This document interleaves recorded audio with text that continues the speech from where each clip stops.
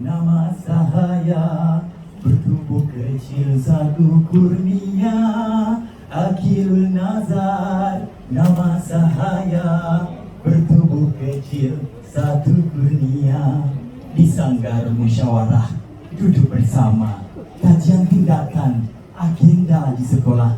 Di sanggar musyawarah bentanglah bersama, kajian tindakan selesaikan masalah. Assalamualaikum warahmatullahi wabarakatuh dan salam sejahtera, salam bervisi, salam penyelesai kajian tindakan. Yang dihormati barisan panel hakim yang arif lagi bijaksana, pendukung visi, pencetus revolusi. Yang dihormati barisan penyelaras kajian tindakan sekolah menengah, pejabat pendidikan daerah negeri Johor, barisan jurulatih kajian tindakan, rakan-rakan pembentang penjanaan ideal kreatif, pencetus ideologi terkini, dan hadirin dan hadirat sekalian. Sebelum terus belayar ke samudra, sebelum bahtera terus berjalan, izinkan saya menanyakan satu soal kepada hadirin dan hadirat.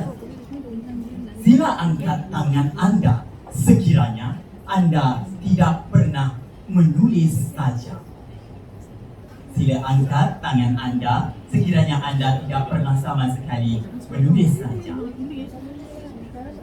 Jadi, dengan hadirin dan tuan-tuan puan-puan, jelas dapat kita lihat hampir ramai. Jadi, tujuan saya pada hari ini adalah untuk membentangkan kajian tindakan yang bertajuk meningkatkan penguasaan murid dalam aspek seni bahasa, iaitu menulis puisi moden saja dengan menggunakan teknik print. Saya kenalkan diri saya kembali, saya Cikgu Akhirul Nazar bin Arba'in, Guru Bahasa Melayu Hijri 44 dari SMK Kelapa Sawit, Pulau Johor.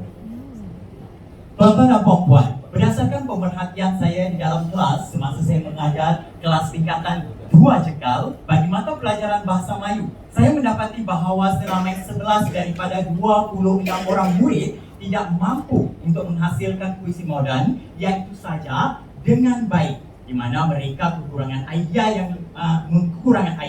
dalam menghasilkan sajak yang berkualiti. Kita lihat kepada hasil yang dihasilkan oleh murid dalam kumpulan A, B dan C. Jika kita lihat indikator dalam dokumen standard kurikulum pembelajaran, 6 tahap disandarkan dan hasilnya murid hanya mencapai skor tahap 2 dan 1. Mengapa saya kata demikian? Jika kita lihat kepada contoh sajak yang pertama, tema yang diberi terkandung dalam buku teks unit 20, iaitu Cintai Malaysia.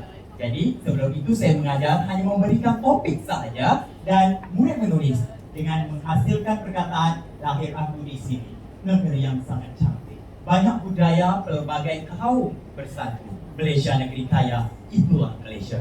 Manakala kumpulan yang kedua, Malaysia negara aku, negara kaya raya, bersih dan tidak kotor, aku sayang Malaysia. Ini merupakan sajak yang terlalu umum bagi tahap pelajar tingkatan 2. Begitu juga dengan kumpulan yang ketiga. Bagaimana indikator ini ditentukan? Mari kita lihat tahap yang pertama, yaitu murid menghasilkan penulisan kreatif dengan menggunakan sistem bahasa yang betul pada tahap yang sangat terhad. Manakala tahap yang kedua, tahap yang terhad, dan tahap yang ketiga, tahap memuaskan. Tahap keempat, tahap kukuh. Tahap kelima, tahap tekal dan terperinci. Manakala tahap yang keenam, tahap tekal, terperinci dan menjadi teladan. Dan kita sedia maklum bahawa murid-murid perlu mencapai tahap PBD 3 bagi memuaskan keputusan mereka. Berdasarkan pemerhatian tersebut, antara kesilapan yang dapat saya kesan dalam sesi pengajaran saya, iaitu 2 faktor utama. Yang pertama, asas penulisan sajak itu sendiri yang lemah dalam kalangan murid, dan yang kedua, imej bercampur dalam penulisan sajak. Bagaimana dikatakan imej bercampur itu? Kita lihat kepada contoh jawapan yang diberikan. Contohnya dalam sajak yang pertama, bercampur bermaksud kumpulan ini ada menyatakan banyak budaya, pelbagai kaum, Malaysia negeri yang kaya.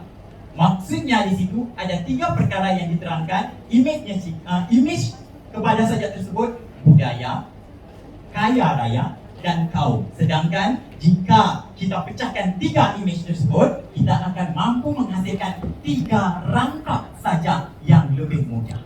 Baiklah, izinkan untuk saya teruskan. Berdasarkan masalah ini berlaku dalam kalangan murid kerana yang pertama, murid tidak diberikan pendedahan asas tentang penulisan sajak itu sendiri, dan saya sendiri mengakui bahawa saya tidak mencari kaedah yang sesuai untuk mendidik mereka, padahal saya sering menulis sajak itu sendiri.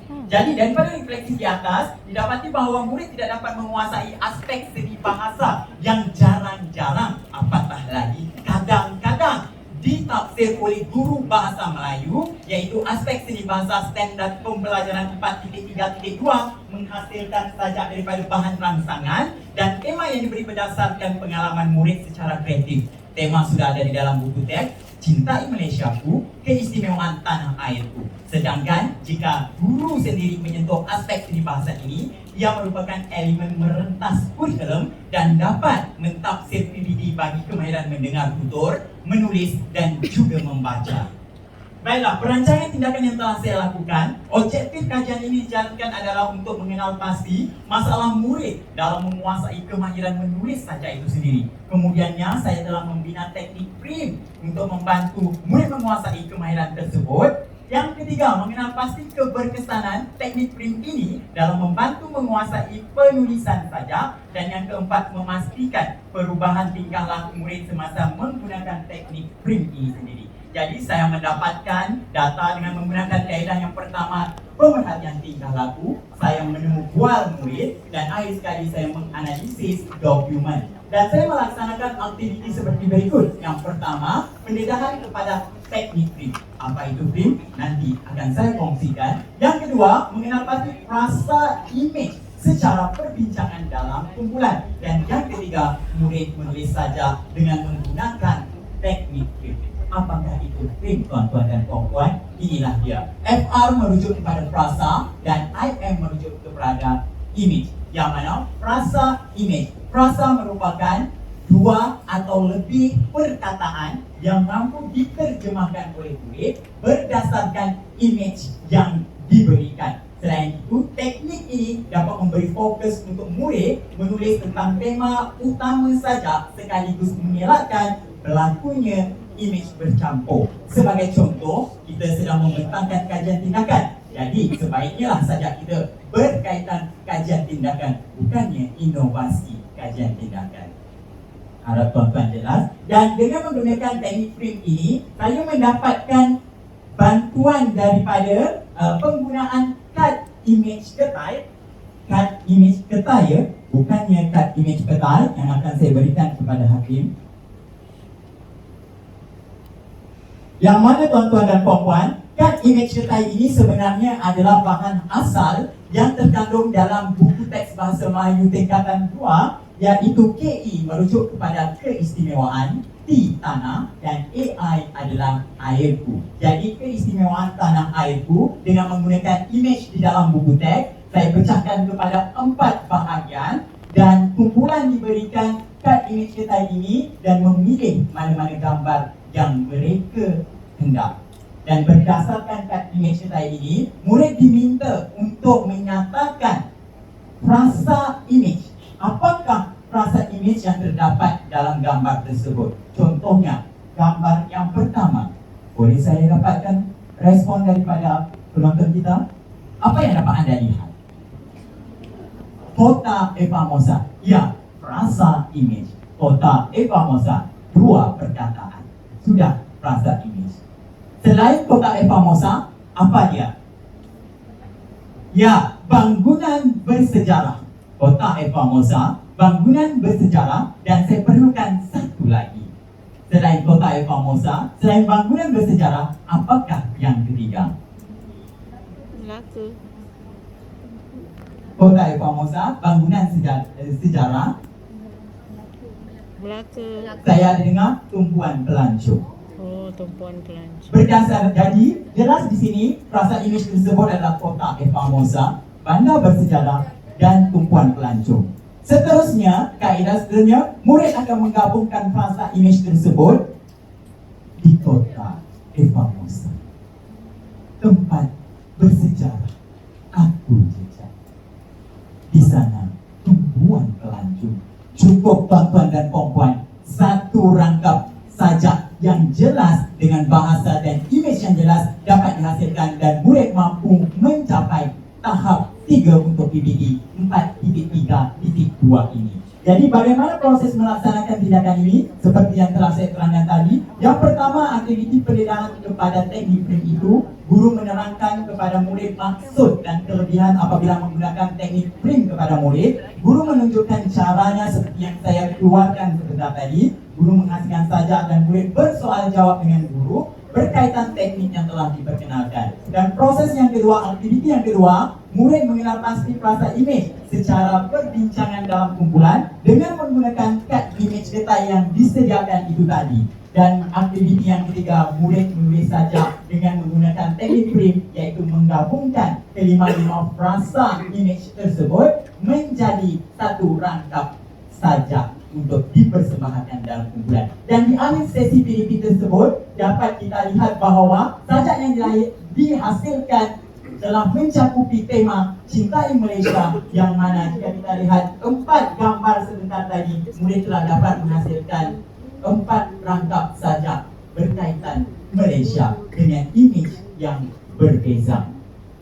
Jadi ini adalah pemerhatian berdasarkan tindakan, perbincangan frasa image yang dan penulisan sajak secara kumpulan, sesi pembentangan kumpulan dan deklamasi sajak. Dan seterusnya pemerhatian tindakan saya ini adalah hasil kerja 4 kumpulan kecil yang terdiri daripada 11 orang murid, yang mana ini adalah tahap kelas pertengahan. Dan murid-murid dalam ujian saya, baki daripada 4 orang dalam gambar ini adalah pelajar Cina dan pelajar India.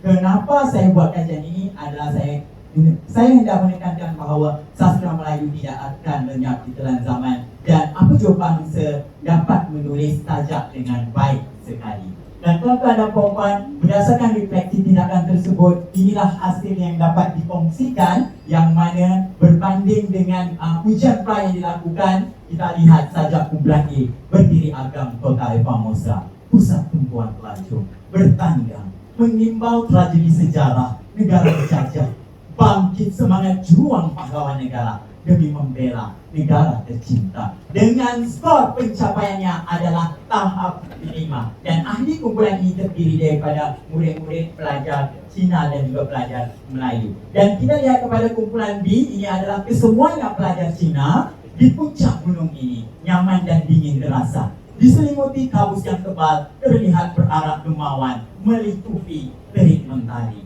Kita jelas murid dapat mengeluarkan frasa image. Jika kita berikan gambar, murid dapat melihat apa yang ada di sebalik gambar tersebut. Bukannya perkataan, tetapi rangkai kata atau frasa kepada image tersebut. Dan berdasarkan refleksi tindakan tersebut juga, ini adalah sebelum intervensi dan selepas intervensi, kita dapat lihat kumpulan A tadi, atau pertama daripada tahap 2 ke tahap 5, kumpulan kedua daripada tahap 1 ke tahap keempat, kumpulan ketiga tahap kedua hingga ke tahap kelima, yang mana dalam proses mengajar PBD aspek seni bahasa ini, saya telah mengambil kira untuk kemahiran dengar tutur dan kemahiran menulis murid-murid.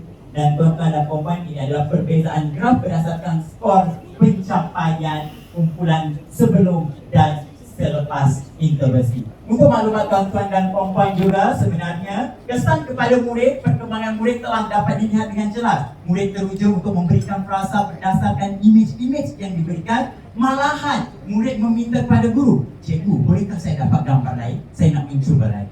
Keberanian murid itu, dan murid menunjukkan usaha dalam proses menghasilkan sajak yang berkualiti. Kesan kepada saya sendiri, saya memberikan impak positif, iaitu lebih berkeyakinan dalam membimbing murid. Guru begitu seronok kerana berjaya menghasilkan teknik pengajaran yang bersesuaian mengikut tahap murid. Dan sebenarnya saya telah kongsikan sesi pengajaran dan pembelajaran ini di Didik TV KPM dalam slot Bahasa Melayu Menengah Rendah tingkatan 2, Cintai Malaysia. Dan saya juga telah bangunkan bahan digital buku teks dengan memasukkan item teknik print ini dalam proses pembangunan, dan bengkel ini baru berlangsung 14 hingga 17 November dan diterima oleh pihak Kementerian Pendidikan Malaysia untuk diselitkan dalam bahan digital pembangunan buku teks.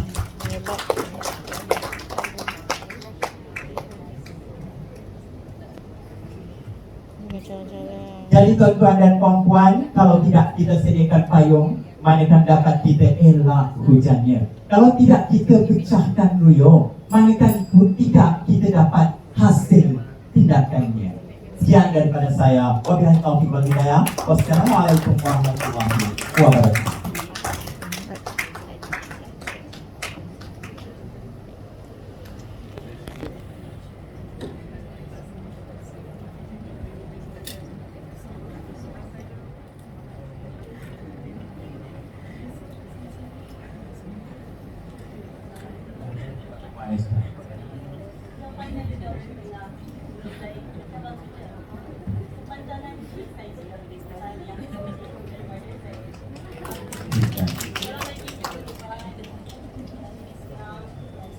Dia berbantu juga.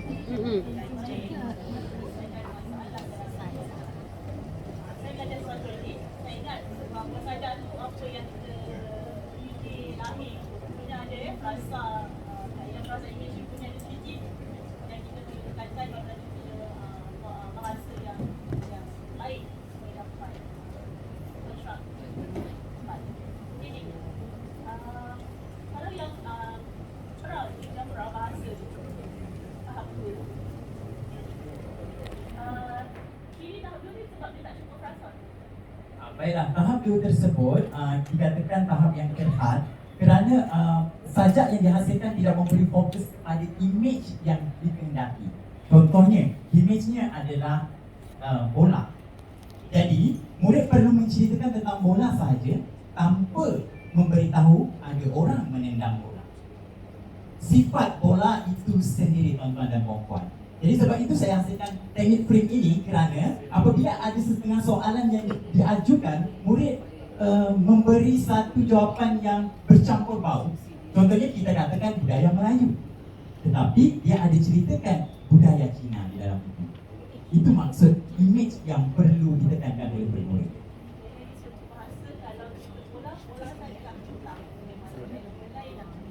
Ya betul. Kita panggil itu adalah image dia. Sama-sama.